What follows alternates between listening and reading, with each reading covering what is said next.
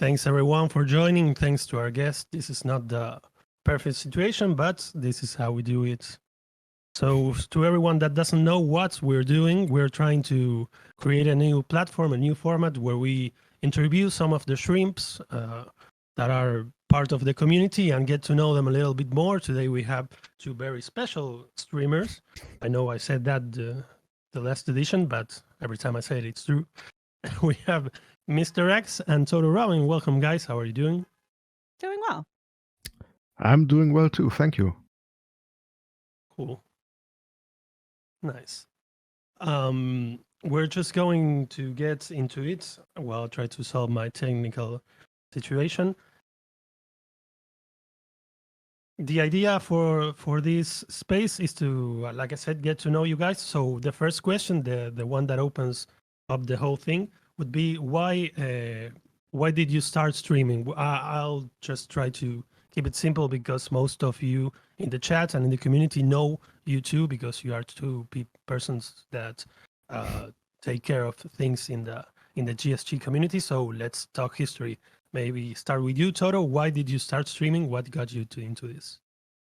In a nutshell, I got into streaming because during the pandemic, I needed kind of a creative outlet, something to do, because all my existing activities weren't available to me with lockdown.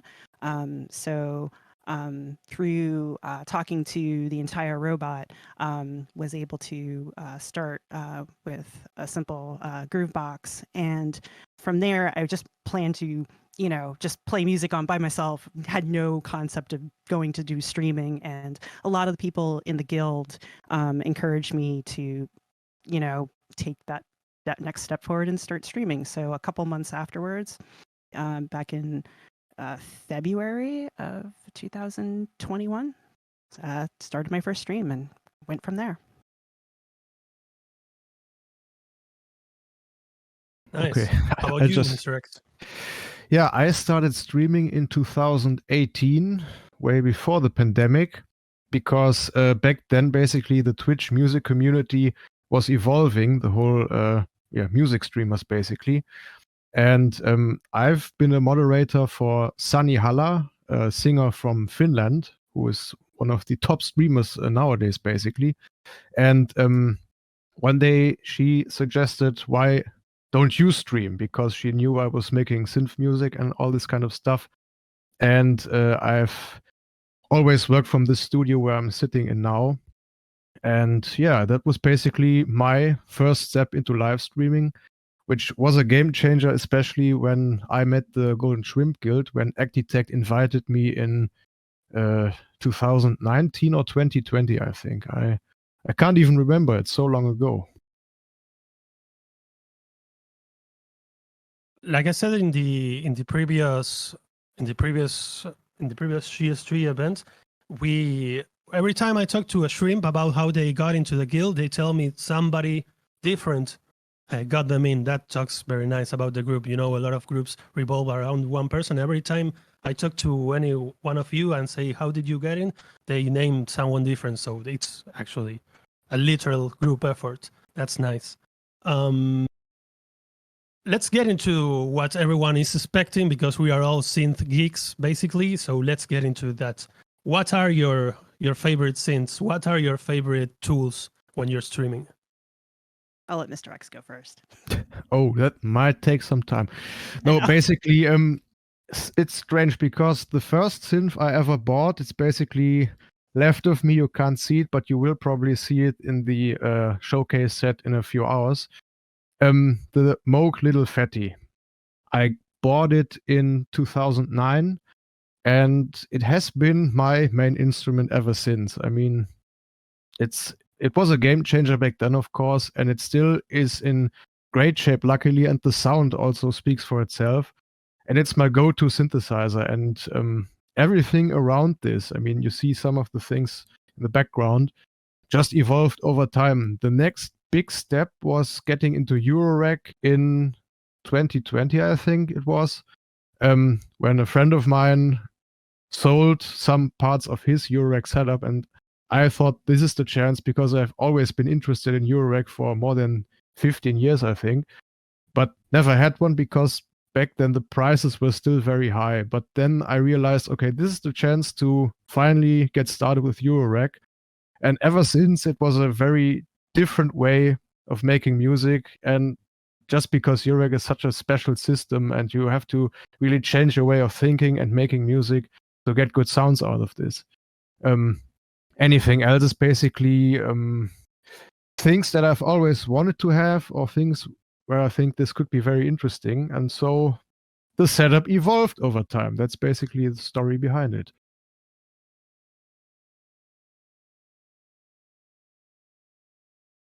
Nice. How about you, Toto?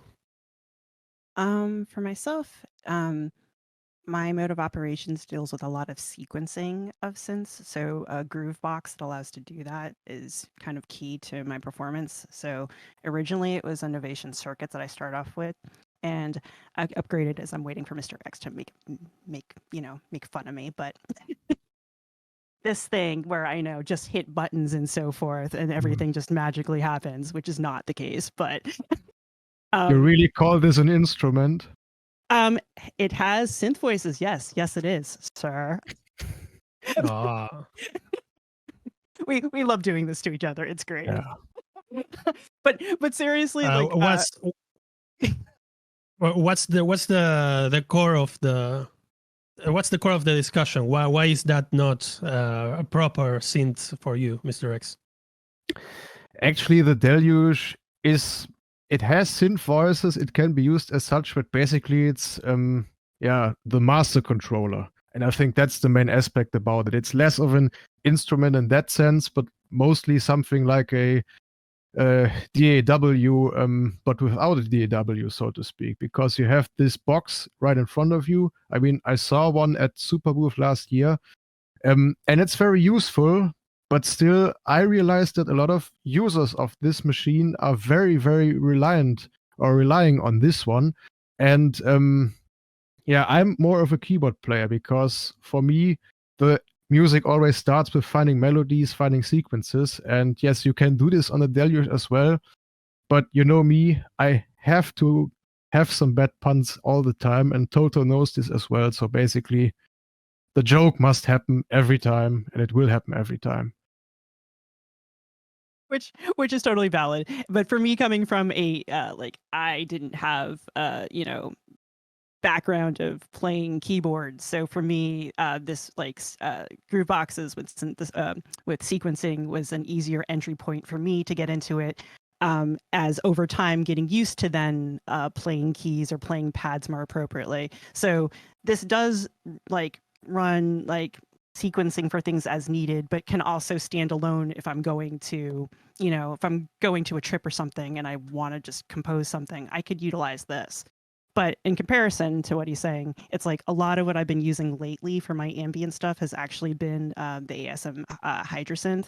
And again, the format I have is a desktop model, so it's more pads than keys, but it still allows me to do more freeform stuff, more in essence of what Mr. X is talking about. So it's like a blend of things. The Groovebox helps to be able to craft everything, but to more improv and really dig into stuff, I'll utilize the Hydrosynth.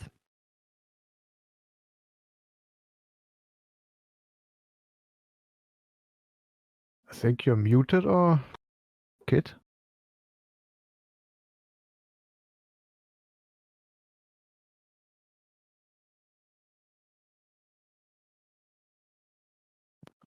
Hello?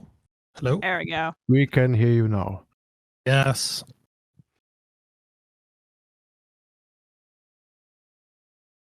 And you're gone again. What's up?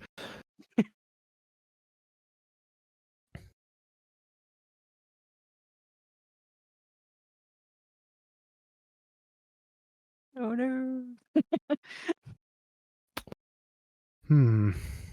Hold, please. Mr. X, play some elevator music for us, please. I always play elevator music. I mean, you're the moderator in every channel, Toto, so please show some swords in the meantime. I'll start learning how to juggle swords. That would be a nice little entry into things. Oh.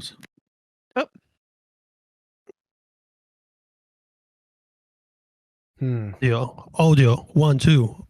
Okay. We hear you Yep. now. Okay, I'll have to keep on doing like this because if you're doing it the first time you stream a new project, technology has to fail. That's a rule of physics that can't be overruled. One of the questions that came up the last time we did this, came up out of the public, was the backstory behind your names. I kind of assume Toto Robyn, and I kind of assume Mr. X's, but I guess there's more to it. Can you share it with us? Toto, Sure. please. I'll start. So TotoRobyn is a portmanteau of Totoro from the Studio Ghibli film My Neighbor Totoro, along with my actual name, Robyn. So that was, and I had that name before I started music. It was something I've used in my social media stuff for my fencing background. But the funny thing, the entertaining thing about it is the flow of the name doesn't always work very well because it's Totoro and Robyn, so the row part doesn't fit. So it usually gets stated as Toto Robyn, which is easier to flow, which then means the joke is always like, "Oh, are you into the band Africa?" And it's like, I am, but that's not where that came from, but we'll go with it. So it's always that little entertaining piece of things. But yeah, that's where it comes from. The band Africa that has only one song. They have more than one. Are you sure? I have to fact check that. Yeah, I mean, there's still Rosanna, the other hit. Yeah. Exactly. There's two. See? Yeah. And some more. I stand corrected. Yeah. How about you, Mr. X? Yeah, my name basically evolved because I had no better idea. It wasn't that I chose the name for Twitch in the first place, but actually I was a user on Twitter. And back then, because years ago I also didn't have better ideas, the first Twitter name I chose was Fripptastic, because I like the music of Robert Fripp and King Crimson so much. But after some years, I thought I have to change this name and basically chose a short version of my real name. W Mr. X is the result. And the fun fact, I didn't plan it to be Mr. X. It just happened because some Twitch streamers, I can't remember who it was actually, started to refer to me as Mr. X because they always saw WMRX, and then the Mr. X thing started, and this evolved to my stage name basically. And most people call me this way, and this is how the name existed. And that's the backstory of the W, that strange W in your name. We all questioned about. That's nice. Yeah, I actually like to say that W is for Wombra because everybody loves Wombra. But no, it's actually my first name. It's your first name, Wombra? I wish. No, my real name is Wolf, or actually Wolfgang, but Wolf is the short form, and W is the even shorter form. Nice.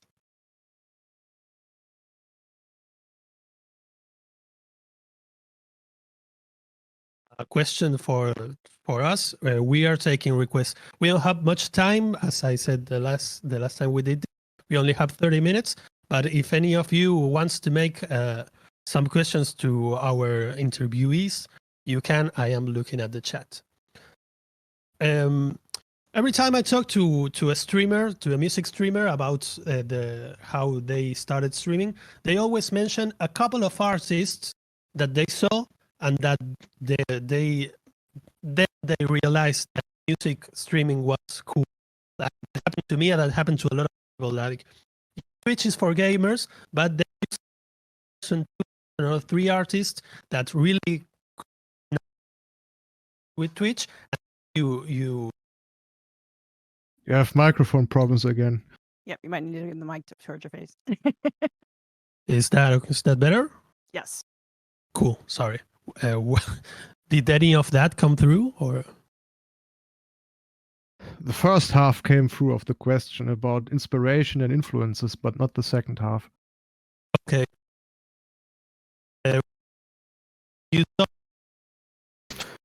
The microphone is not our friend today, kid, I'm afraid.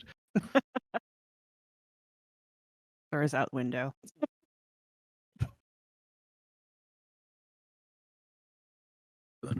1, 2, 3, 4, 5, 6, 7.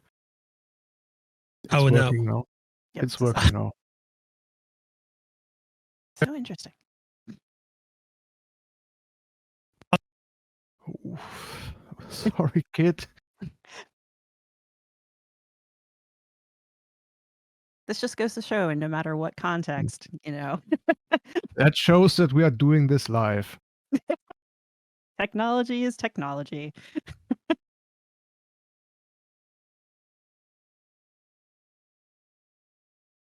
I left the question in the chat. You Got it. can read it there. Go ahead. Let's Mr. take You can go first. let's take the easy way out. Streaming music or playing music? Because actually streaming music, nobody really inspired that. Okay. Yeah, it's just like you mentioned you're a musician and we are all musicians, but there are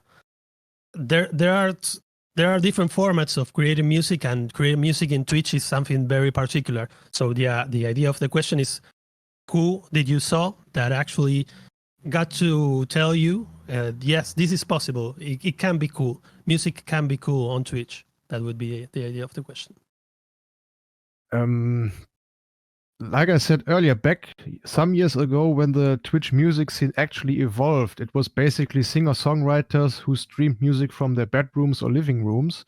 And it showed that basically you didn't have to have a special room or something where you can stream from. You just have to have a good computer and a camera, decent sound, and you're good to go.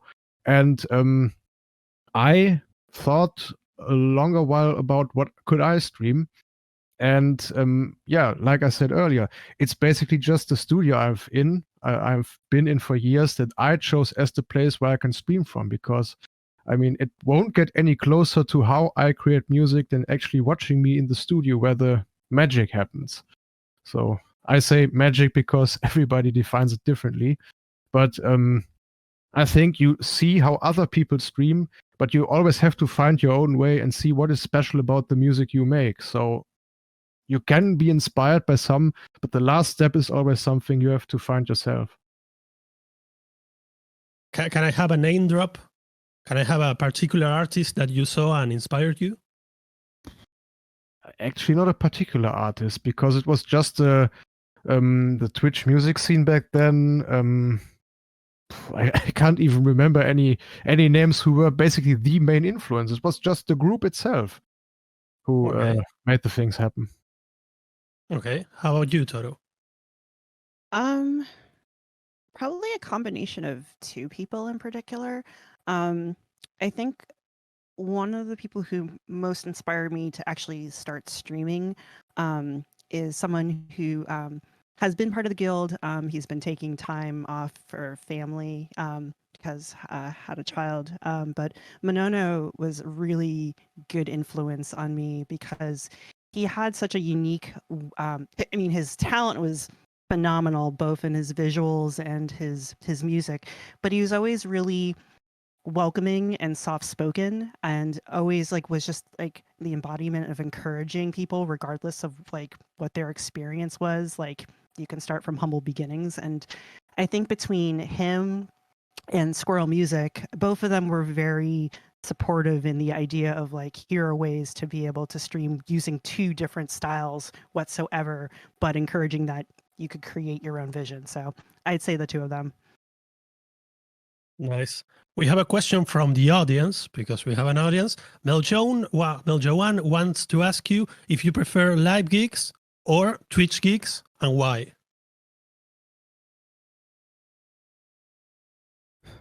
Toto, I think you're the more experienced live performer than me, so. And by live meaning 3. Yeah, I have 0 as far as I see, because I haven't brought the synth show to any stage so far. Okay, there's not so much interest in Germany, basically. Okay, well then, all right, I'll take this one. So for me, it's interesting because I am like such an introvert, though it's like I'm a very social introvert. So for me, Twitch is easier because I'm not having to worry about a lot of like the extra like external factors, like how many people are here in front of me watching, what is the reactions on their faces, like if somebody's like walking up and like walking out and leaving after 5 minutes, it's like, oh, they don't like my music or something like that. So for me, it's a lot easier to do Twitch to kind of like lessen some of those, external factors and worries and be able to take time to engage with my viewers. I will say that there is definitely kind of a anxiety/excited rush doing a live performance, but it's such a different experience because you're not really talking to someone. They're mostly looking to listen to the performance. So it's like making sure that like your craft is what it is. So I enjoy both, but I probably personality-wise and introverted-wise, I'd probably say streaming on Twitch. Okay. Do you guys have an anecdote of a very bad stream that you made? Those are really funny. Was there a stream that when everything went wrong? Toto has one. She's holding her mouth, trying to hold her laughter.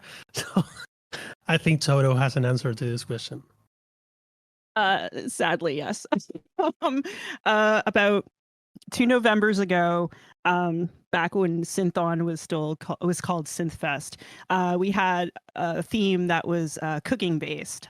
So which was a really cool and popular theme for that time, and like some people were cooking up, like doing like cooking along with the music playing from their modular rigs or whatever. So this was the one time I was actually away. I was at a personalized intensive sword training, but I still wanted to be like, oh, I want to participate. So I was working off of crappy Wi-Fi and like a remote rig that just kept failing. So like all the things that went wrong could possibly go wrong. The thing would freeze. Like there were people who like captured clips of like something that sounded like it was a purposeful delay of like my vocals or music, and then realized, oh no, that's a freeze. I had to kind of just throw things in the mix. So it almost became like a comedy hour where, I was doing ridiculous things with the food objects in front of me. Like, oh, there was like a can of V8 and like I crushed the can of V8 to show my might. And there was like banana crushing and there was shrimp crackers being eaten. It was just like all the possible things that go wrong. But like, again, the beauty of this community is just like crap happens and like people are like understanding of that in GSG. So it's just like roll with it and enjoy. And so I'm thankful like that experience, as bad as it was from a technical standpoint, was entertaining and still able to like proceed with everything. Yeah, that's kind of a rude awakening for some musicians. At least it was for me, and I know that some others, the musicians, got this. That there are some things that are even better than music when you're doing music, like this, like making mistakes. Shout out to Make Mistakes that has taken this as a personal flag. But that's a nice realization. It can be the worst stream you do, but it also grants you a little knowledge there.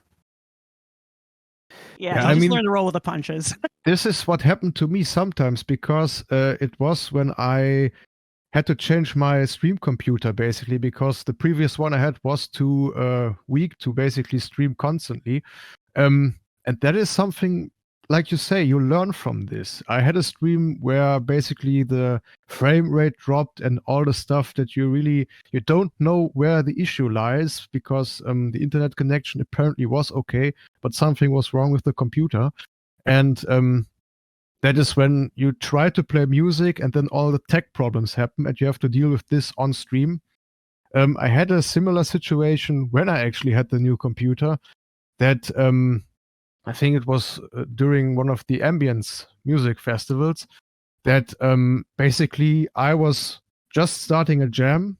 And, when I start a jam, I basically focus on the music, and sometime 20, 30 minutes later, I realize, oh yes, I'm actually supposed to look at chat. And when I had a look at chat, I realized, oh damn, because the stream froze, the internet connection broke, and I was basically noodling around for 20 minutes or so I remember that stream. without anybody really seeing it. And even I realized that even OBS didn't record it because it froze. No idea why. And yeah, then basically all the focus was gone, and getting into the set once again was difficult, but luckily it worked in the end. But like you say, the audience is crucial when something like this happens, because basically nobody leaves. They just stay there, wait, maybe try to help if they can, and they're happy when the music's going again and when the stream is running again.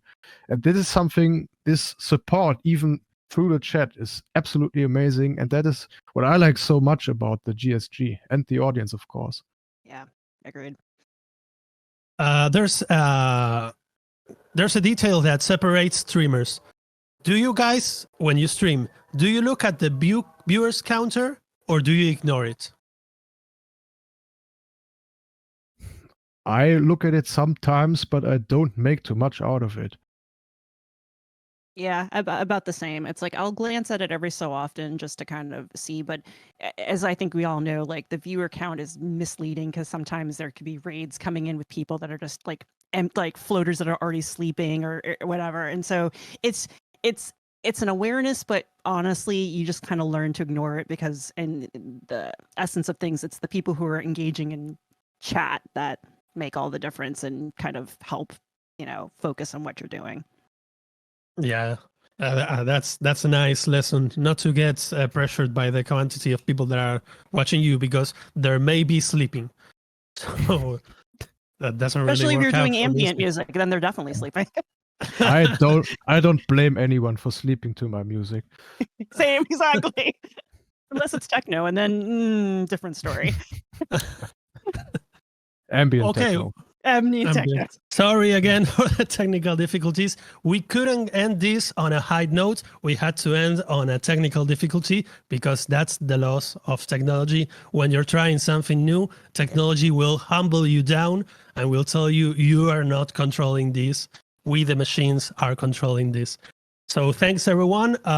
Before we raid, and while I try to raid, just a heads up to the stream community, if any of you want to participate on this little experiment, either hosting, I don't want to be the host for every time we do this, or if you want to come as a guest, we have a little channel on the Discord where you can propose ideas, discuss the formats, and just throw in your 2 cents. So thanks again, everyone, for coming in. Thank you for having us. Yes, it's been a pleasure.